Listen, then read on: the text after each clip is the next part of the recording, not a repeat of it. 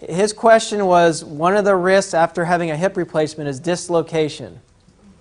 Yes. That's probably what's the second most common problem after hip replacements.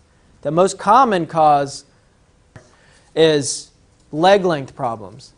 And in my opinion, it's almost always female patients that have the problem. And the reason why there is a leg length discrepancy is because when you do the surgery, you do your very best to make the legs the same length. The hip, one of the ways to stabilize the hips is you have these big tendons called your abductor tendons. And they keep the hip from dislocating.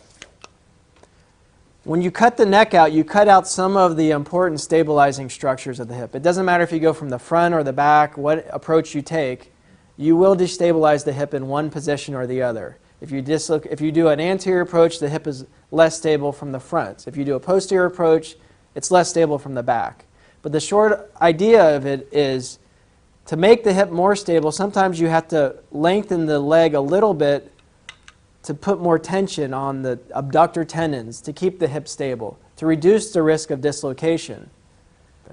So what normally is the case is it's not a real leg length discrepancy, it's what we call a perceived leg length discrepancy.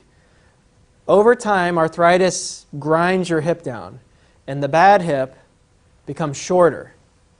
You may not realize that, and when I see you in the office before surgery, I show you this. Look, your leg is shorter. Do you feel shorter? I feel tight and I feel painful, but I don't feel short.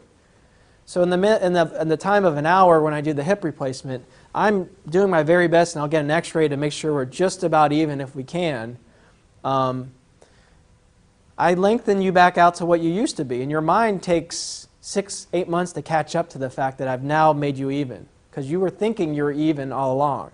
So that's what the most common problem after hip replacement.